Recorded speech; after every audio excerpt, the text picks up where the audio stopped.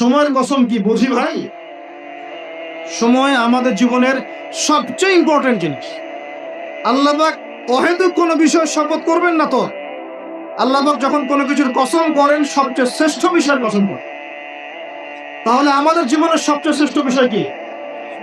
আরো জনে বলেন।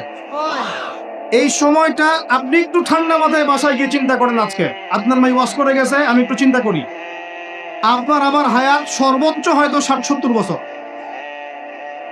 আরো হয়তো আল্লাহ বাড়াই দিলে ১০০ বছর। এর বেশি গড়াইও আমাদের নাই, আছে? এখন আপনার বয়স কত? কারো ২০, ২৫, ৩০, ৪০, ৫০, ঠিক না জি?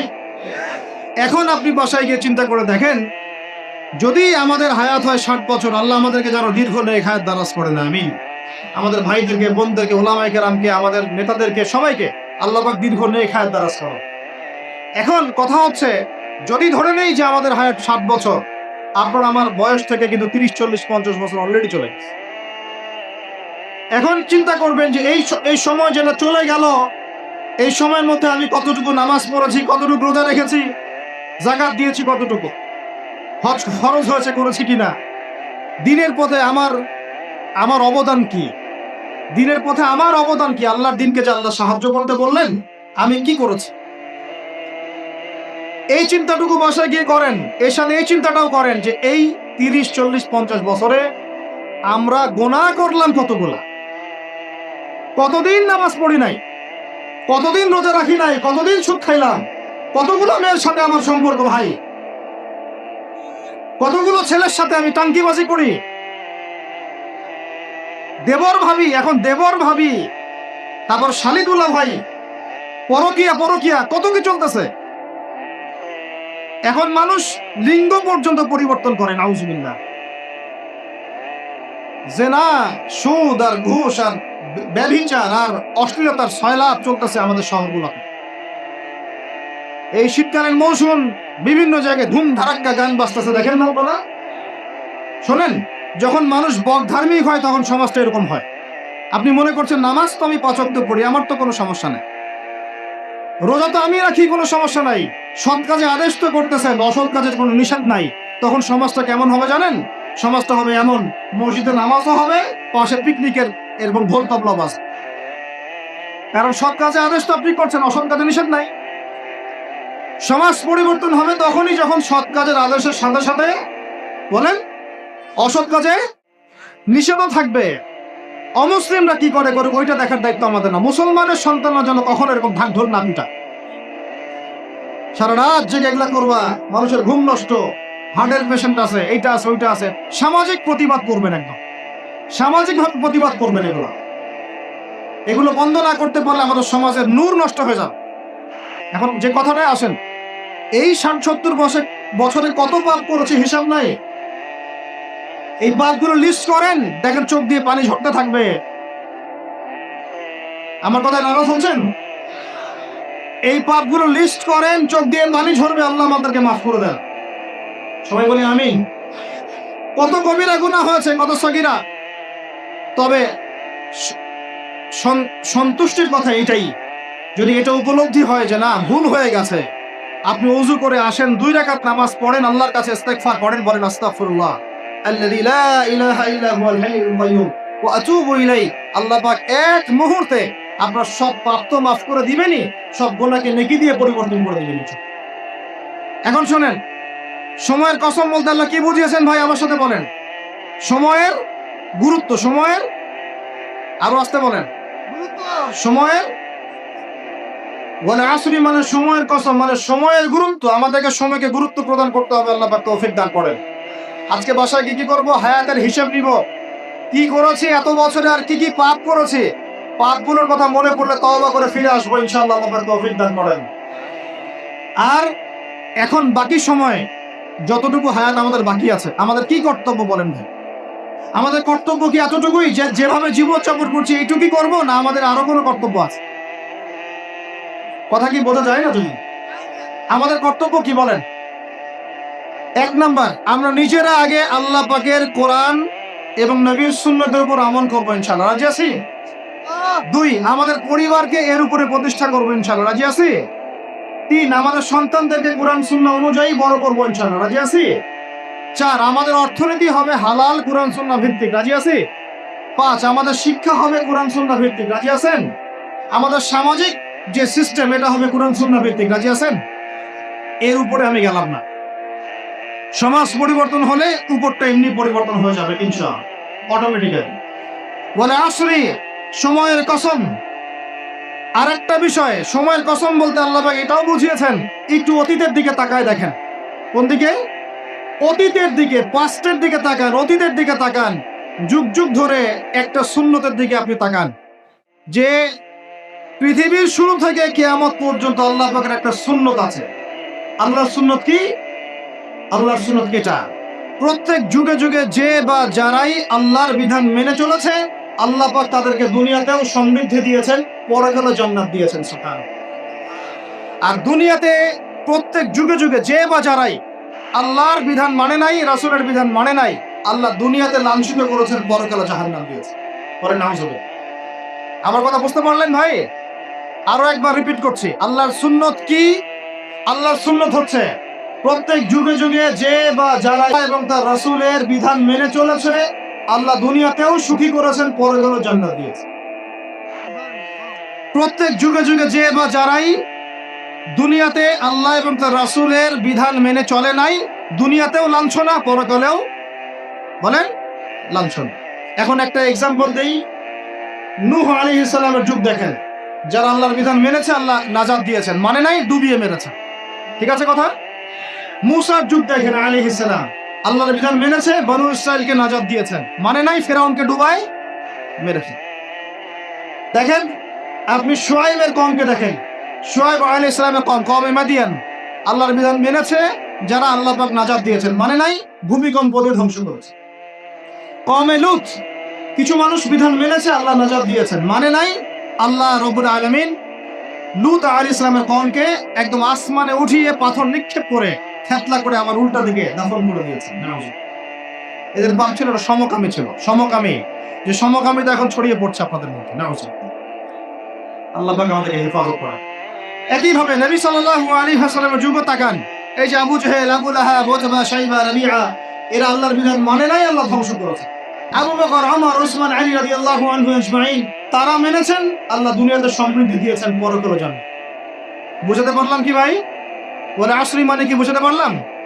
আল্লাহ পাক এই সময়ের কসম করে বলছেন, হে মানুষ শুনো, ইন্নাল ইনসানা লাফি খুসর, সমস্ত মানুষই ক্ষতির মধ্যে আছে। বলেন নাউজুবিল্লাহ। এখানে আল্লাহ পাক একদম আম ভাবে সবাইকে বলছেন, সবাই ক্ষতির মধ্যে আছে। মানুষের ক্ষতি কয় প্রকার? আমার সাথে বলেন, মানুষের ক্ষতি 2 প্রকার। কয় প্রকার? মানুষের ক্ষতি কয় প্রকার? 1 ইহকালীন ক্ষতি, 2 পরকালীন ক্ষতি। 1 ইহকালীন ক্ষতি, 2 পরকালীন ক্ষতি। ইহকালীন ক্ষতি কি? ইহকালীন ক্ষতি হচ্ছে সূরাতুল রুমের এই আয়াতটা। আল্লাহ পাক বলছেন, বা'দা আউযু বিল্লাহি মিনাশ শাইতানির রাজীম, যাহারাল ফাসাদু ফিল বাররি ওয়াল বাহরি বিমা কাসাবাত আইদিন নাস। আল্লাহ পাক বলছেন, জলে, জলে মানে পানিতে, এবং স্থলে মানে এই যে জমিনে, জলে এবং স্থলে যত বিপর্যয়, অরাজকতা, এই যে আপনারা দেখছেন ফাসাদ, ফিতনা যে ছড়িয়ে পড়ছে, এগুলো মানুষের হাতের কামাই, মানুষের হাতের কামাই। বনভূমি উজাড় করেছে কে? জিন না মানুষ? বলেন। এই পরিবেশ নষ্ট করেছে কে? জিন না মানুষ? বলেন। খাবারে ভেজাল দিয়েছে কে? জিন না মানুষ? অর্থনীতির মধ্যে সুদ কে ঢুকিয়েছে? জিন না মানুষ? এই বেপরদামি, জেনা, মাদক কে ছড়িয়েছে? জিন না মানুষ? নামাজ কালাম ছেড়ে দিয়ে পাবজি, ফ্রি ফায়ার নিয়ে কে পড়ে আছে? জিন না মানুষ? বলেন, জিন না মানুষ? আল্লাহর বিধান বাদ দিয়ে শয়তানের বিধান চালু করেছে কে? জিন না মানুষ? যাহারাল ফাসাদু ফিল বাররি ওয়াল বাহরি বিমা কাসাবাত আইদিন নাস, জলে স্থলে যত বিপর্যয়, অরাজকতা, সমস্যা, এগুলো মানুষের হাতের কামাই। বলি নাউজুবিল্লাহ। আমরা যা করব তাই পাবো। আমরা যা করব তাই। মাদক খাচ্ছেন আপনি, আপনাকে ফল ভোগ করতে হবে। সুদ খাচ্ছেন আপনি, আপনাকেই ফল ভোগ করতে হবে। এই বেহায়ের মতো মেয়েরা চলছে, ওকেই দেখবেন ফল ভোগ করতে হবে। মেয়ের সাথে হারাম সম্পর্ক করছেন, আপনাকে ফল ভোগ করতে হবে। যে যে পাপ করবে তাকে তার ফল ভোগ করতেই হবে। আল্লাহ পাক আমাদেরকে হেফাজত করেন, মাফ করেন। আমি তাহলে মানুষের একটা ক্ষতি পেলাম, ইহকালীন ক্ষতি। কি ক্ষতি ভাই? আর 2 নাম্বার হচ্ছে পরকালীন ক্ষতি। পরকালীন ক্ষতি কেমন এবার বোঝেন। এই যে আমরা নিশ্চিন্তে ঘুমাই, সারা জীবন 30, 40, 50 বছর নিশ্চিন্তে কাটাচ্ছি, কোনো ফিকির নাই, নিজের পরিবারের, সমাজের, রাষ্ট্রের, উম্মার কোনো ফিকির নাই, অথচ এই মানুষের সামনে অপেক্ষা করছে মৃত্যু। জি, আজকে থেকে 100 বছর পরে আমাদের মধ্যে কেউ থাকবে না পৃথিবীতে, এটাই সত্য। তারপরে আছে কবরের সওয়াল জবাব, তারপরে মিজান, ইলমুল সিরাত, পুনরুত্থান, জান্নাত, জাহান্নাম, এগুলো আমাদের সামনে অপেক্ষা করছে। আর সেই মানুষ নিশ্চিন্তে বসে বসে মেয়ের সাথে টাঙ্গিমা, সেই মানুষ বাইক নিয়ে একটা মেয়েকে নিয়ে ঘুরছে, সেই মেয়ে একটা ছেলের সাথে চটপটি ফুচকা খায়, সেই লোক আল্লাহর বিধানকে সরাই দিয়ে শয়তানের বিধান চালু করা শুরু করে, সেই ব্যক্তি সুদ খাচ্ছে, সেই ব্যক্তি ট্রান্সজেন্ডার এই মতবাদ প্রমোট করতেছে, হ্যাঁ, সেই ব্যক্তি শিক্ষার মধ্যে ইসলাম বিদ্বেষী বিষয় ঢুকাই দিল। অথচ এই মানুষের সামনে পরকাল অপেক্ষা করছে। একদম টেনে হিস্ট্রি আল্লাহ পাক সামনে নিয়ে দাঁড় করাবেন, দাঁড় করা জিজ্ঞাসা করুন। তাহলে আমরা কত অপদার্থ, কত বোকা, আমরা কি বুঝতে পারছি ভাই? একটু বুঝতে পারছেন কি? আল্লাহ পাক সূরা আহজাবে এটাও কিন্তু বলেছেন যে ইন্নাল ইনসানা যালুমান জাহুলা। এর আগে আল্লাহ বলেছেন ওয়ালাকাদ আরাদনাল আমানাতা আলাস সামাওয়াতি ওয়াল আরদি ওয়াল জিবালা ফাআবাইনা আন ইয়াহমিলনাহা ওয়া আশফাকনা মিনহা ফাহামালাহাল ইনসান। সুবহানাল্লাহ। আয়াতের অর্থ শুনেন। মানুষ যে জালেম, জাহেল, আমরা যে অপদার্থ, আল্লাহ পাক কি বলছেন শুনুন। আল্লাহ বলছেন ওয়ালাকাদ আরাদনাল আমানাতা আলাস সামাওয়াতি ওয়াল আরদি ওয়াল জিবাল। আমি ইসলামের এই আমানত, শরিয়াত, কোরআন হাদিসের এই যে আমানতটা, এটা আসমান সমূহকে দিতে চেয়েছিলাম, তোমরা কি নিবা? আমি জমিনকে দিতে চেয়েছিলাম, তোমরা নিবা? আমি পাহাড়কে দিতে চেয়েছিলাম, তো আমানত কি নিবা? ফাআবাইনা, তারা বলেছে না, নিতে পারো। ওয়াশফাকনা মিনহা, তারা অক্ষমতা প্রদর্শন করেছে। ফাহামালাহাল ইনসান, মানুষ সেই আমানতটা কাঁধের মধ্যে বহন করেছে। আমরা সেই আমানত কি করেছি ভাই? কাঁধে বহন করেছি। আল্লাহ পাক বলেন ইন্নাল ইনসানা যালুমান জাহুলা। মানুষ কত জালেম, মানুষ কত জাহেল। আমাদের সামনে পরকালীন এই কঠিন জবাবদিহিতা অপেক্ষা করছে। এরপরে আমাদের জীবন যেমন পদ্ধতি দেখলে মনে হয় যে আমাদের মধ্যে আর গরু ছাগলের মধ্যে কোনো পার্থক্য। কেন? গরু ছাগলের কাজ কি? খাবে, ইস্তেঞ্জা করবে আর সহবাস করবে, বাস। আমাদের এখন এই 3টা কাজ। কি খাবো, আর কোন টাইলস ফিটিং বাসায় পায়খানা করব, আর কতগুলো বাচ্চা পয়দা করবো, বাস। এর বাইরে আমাদের চিন্তা কোথায়? আচ্ছা, এবার আসেন, সময়ের কসম বুঝতে পারলেন? ইন্নাল ইনসানা লাফি খুসর বুঝতে পারলেন? আচ্ছা, আল্লাহ পাক এবার আমাদেরকে বলছেন, আচ্ছা ঠিক আছে, 4টা গুণ অর্জন করো। কয়টা ভাই? একটু বসেন, সবর করেন। আমরা অনেক লম্বা আলোচনা করব না, আমরা বুঝতে পারছি রাত অনেক গভীর হচ্ছে, আমরা সংক্ষিপ্ত করবো ইনশাল্লাহ। আমার সাথে বলেন, কয়টা গুণ অর্জন করব? আল্লাহ পাক বলছেন এই 4টা গুণ যারা অর্জন করবে তারা ওই ক্ষতি থেকে বেঁচে থাকবে ইনশাআল্লাহ। সুবহানাল্লাহ। দুনিয়াতেও তারা সফল হবে, পরকালেও সফল হবে ইনশাআল্লাহ। আল্লাহ বলছেন ইল্লাল্লাযীনা আমানু, তারা নয় যারা এক ঈমান এনেছে, তারা ক্ষতির মধ্যে নাই, যারা ঈমান এনেছে। 2 ওয়া আমিলুস সলিহাত, সৎ আমল সম্পাদন করেছে। কি আমল? সৎ আমল। তারপরে ওয়া তাওয়াসাউ বিল হক, পরস্পরকে সত্যের উপদেশ দিয়েছে। কিসের উপদেশ? সত্যের। 4 ওয়া তাওয়াসাউ বিস সবর, এবং পরস্পরকে ধৈর্যের উপদেশ দিয়েছে। কয়টা বললাম বলেন তো ভাই? আমার সাথে বলেন। 1 নাম্বার কি? যারা, আপনারা কি হাসি তামাশা করতে আসছেন এখানে? এটা ক্লাসের মতো মনে করেন, এটা একটা ক্লাসের মতো মনে করেন। ট্রেডিশনাল ওয়াজ মাহফিল বাদ দেন, ওই সুর, গল্প, কিচ্ছা কাহিনী বন্ধ করেন, কিছু শিখেন। 4টা গুণাবলী অর্জন করলে ক্ষতি থেকে বাঁচতে পারবো, অন্যথায় কোনো সুযোগ নাই। যত বড় ফকিহ হন, আলেম হন, মুহাদ্দিস হন, মুফাসসির হন, পলিটিক্যাল নেতা হন, কোনো লাভ নাই, কিচ্ছু হবে না পরকালে। একদম নাজাতের রাস্তা বন্ধ যদি 4টা গুণাবলী অর্জন না করতে পারি। কয়টা ভাই? 1 নাম্বার ইল্লাল্লাযীনা আমানু, যারা ঈমানদার হয়েছে। 1 নাম্বার কি? ইমানদার হয়েছে, পাক্কা ইমানদার হয়েছে। 2 নাম্বার ওয়া আমিলুস সলিহাত, সৎ আমল করেছে। কি আমল? ওয়া তাওয়াসাউ বিল হক, হকের দাওয়াত দিয়েছে। কিসের দাওয়াত? 4 নাম্বার ওয়া তাওয়াসাউ বিস সবর, ধৈর্যের দাওয়াত দিয়েছে, ধৈর্যের উপদেশ। কিসের উপদেশ? এটা কি শুধু একজন ব্যক্তির উপরে বর্তাবে, আর সবার উপর দায়িত্ব? এই সূরায় কি শুধু আলেমদেরকে উদ্দেশ্য করা হচ্ছে? শুধু মুফাসসিরদেরকে, শুধু মুহাদ্দিসদেরকে, শুধু বক্তাদেরকে, নাকি সবাইকে? এই সবাই মিলে যখন এই 4টা গুণ মিলে অর্জন করবেন, দেখবেন ইনশাআল্লাহ দুনিয়াতেও বিজয় আমাদের, পরকালেও আমাদের ইনশাআল্লাহ। এবার একটু ব্যাখ্যা করে সংক্ষিপ্ত করে, ঈমান মানে কি? ঈমান অর্থ কি? বিশ্বাস। ঈমানের পিলার কয়টা? ঈমানের স্তম্ভ পিলার কয়টা? বলেন 6টা। কয়টা? আমার সাথে বলেন কয়টা? 1 নাম্বার আল্লাহ বিশ্বাস। কোথায় বিশ্বাস? এক আল্লাহ বিশ্বাস, আল্লাহ ছাড়া কোনো মাবুদ নাই। এবং আল্লাহর তাওহীদে বিশ্বাস, শিরক থেকে দূরে থাকা। 2, আল্লাহ পাকের মালায়েকা ফেরেশতা মণ্ডলীতে বিশ্বাস। ফেরেশতায় বিশ্বাস করি তো ইনশাআল্লাহ? এই জায়গাটাতে ফেরেশতারা আছেন, বিশ্বাস করেন? আমাদের 2 কাঁধে ফেরেশতা আছেন, বিশ্বাস করেন? আপনি যখন আয়াতুল কুরসি পড়ে ঘুমান, তখন একজন ফেরেশতা আপনাকে পাহারা দেন, বিশ্বাস করেন? সুবহানাল্লাহ, সুবহানাল্লাহ।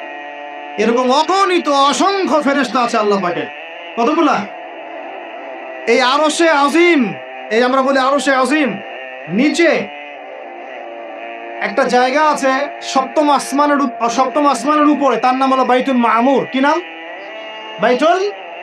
ওটা হচ্ছে একটা ফেরেশতাদের তাওয়াফ করার জায়গা। আমরা যেমন কাবা ঘরে তাওয়াফ করি না?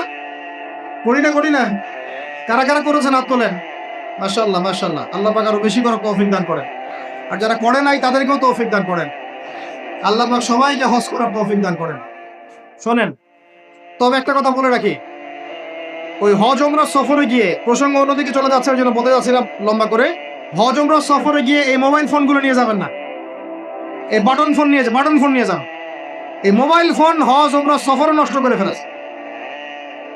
এই হজ উমরা সফরে আমরা দেখে আসলাম যে মোবাইল ফোনের কারণে মানুষ ইবাদতের যে নূর নষ্ট করে ফেলছে।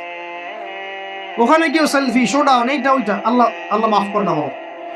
যাই হোক, ওইদিকে যাচ্ছি না, ওইটা অন্য প্রসঙ্গ। যেটা বলতে চাচ্ছিলাম যে আল্লাহ পাকের অগণিত ফেরেশতা আছেন। এই ফেরেশতাদের তাওয়াফের জন্য আল্লাহ পাক একটা ঘর বানিয়েছেন, তার নাম বাইতুল মামুর। কি নাম? এই বাইতুল মামুরে যে ফেরেশতা একবার তাওয়াফ করে, কয়বার ভাই? সে আর কিয়ামত পর্যন্ত তাওয়াফের সুযোগ পাবে না। বলেন সুবহানাল্লাহি ওয়া বিহামদিহি, সুবহানাল্লাহিল আযীম। তাহলে আপনি কি বুঝতে পারলেন আল্লাহর ফেরেশতার সংখ্যা কত? যে একবার তাওয়াফ করেছে সে কিয়ামত পর্যন্ত আর সুযোগ পাবে না। চিন্তা করা যায়। এখন ঈমানের পিলার কয়টা বললাম ভাই? 1 নাম্বার কিসে বিশ্বাস? আল্লাহ বিশ্বাস করি তো নাকি? তা আল্লাহ বিশ্বাস করলে যুবকরা এখন আত্মহত্যা করে কেন? বলেন, আল্লাহ বিশ্বাস যদি করেন তাহলে রেজাল্ট খারাপ হলে আত্মহত্যা করেন কেন? আল্লাহ আপনার তাকদির লিখেন নাই? আল্লাহ বিশ্বাস করলে আপনি চাকরি পাচ্ছেন না, হতাশ কেন? আল্লাহ যদি বিশ্বাস করবেনই, তাহলে আপনি মেয়ের পিছনে জীবন নষ্ট করছেন কেন? আল্লাহতে যদি বিশ্বাস থাকেই, তাহলে নামাজ নাই কেন? আল্লাহ যদি বিশ্বাস করেনি, আলহামদুলিল্লাহ, তাহলে যাকাত দেন না কেন? তাহলে দ্বীনের জন্য কোনো ফিকির নাই কেন? দ্বীনি ইলম অর্জন কেন করেন না? কেন কোরআন তেলাওয়াত করা শেখেন না? কথাগুলো কি কষ্ট পাচ্ছেন? একটু পান। আমি দোয়া করি একটু যেন আপনি কষ্ট পান, এবং এই কষ্টটা যেন আপনাকে আল্লাহর দিকে নিয়ে আসে। এই কষ্টটাই যেন আপনাকে আল্লাহর দিকে নিয়ে আসে। আল্লাহ তৌফিক দান করেন, আমিন। সবসময় নরম ওয়াজে কাজ হয় না। সবসময় নরম কথা বলে কাজ হয় না। আমাদের কাছে আবু বকর রাদিয়াল্লাহু আনহুর সুন্নতও আছে, ওমর ইবনে খাত্তাবের সুন্নতও আছে। আল্লাহ পাক আমাদেরকে তৌফিক দান করেন, আমিন। তাহলে ভাই আল্লাহ বিশ্বাস করবো তো ইনশাআল্লাহ? তাহলে এক কথায় আল্লাহর কোনো হুকুম ছাড়া যাবে না। রাজি? আল্লাহ পাকের কোনো হুকুম আহকাম ছাড়বো না ইনশাআল্লাহ। রাজি আছেন? আল্লাহ তুমি কবুল করো, আমিন। 2, আল্লাহ পাকের ফেরেশতা মণ্ডলীতে বিশ্বাস করি তো ইনশাআল্লাহ? ফেরেশতায় বিশ্বাস করলে গোপন পাপ কিভাবে করতে পারি? ফেরেশতায় বিশ্বাস করলে বাথরুমে পাপ করেন কিভাবে? ফোনের মধ্যে পাপ করেন কিভাবে? গোপনে মেয়ের সাথে পাপ করেন কিভাবে? গোপনে পরকীয়া করেন কিভাবে? যদি আল্লাহর ফেরেশতার বিশ্বাস থাকেই, তাহলে আমাদের এই ফেরেশতারা লিখছে না? লিখছে না? আল্লাহ পাক আমাদেরকে বিশ্বাস করার মতো করার তৌফিক দান করে। হাদিসে জিবরিল সহিহ মুসলিমে আছে এবং মিশকাতে আছে। হাদিসে জিবরিলের মধ্যে নবী সাল্লাল্লাহু আলাইহি ওয়াসাল্লাম বলেছেন, আন তা'বুদাল্লাহা কাআন্নাকা তারাহ ফাইন লাম তাকুন তারাহু ফাইন্নাহু ইয়ারাক। শোনো মুসলমানরা, তুমি এমন ভাবে আল্লাহর ইবাদত করো যেন তুমি আল্লাহকে দেখছো, আর যদি তুমি আল্লাহকে দেখতে না পারো তাহলে জেনে রাখবা আল্লাহ তোমাকে দেখছেন। এই বিশ্বাসটার নাম হলো ইহসান। কি নাম? ইহসান। এই ইহসানের সাথে ইবাদত করলে আমাদের মধ্যে সবসময় আল্লাহ কনসিয়াসনেস থাকবে। আল্লাহর ফেরেশতারা লিখছেন, আল্লাহ দেখছেন। অতএব প্রকাশ্য গোপনে আমার দ্বারা পাপ করা সম্ভব না। এরপরে পাপ হতে পারে কি না? হতে পারে না? পারে না। যদি পাপ হয়ে যায় কি করবেন?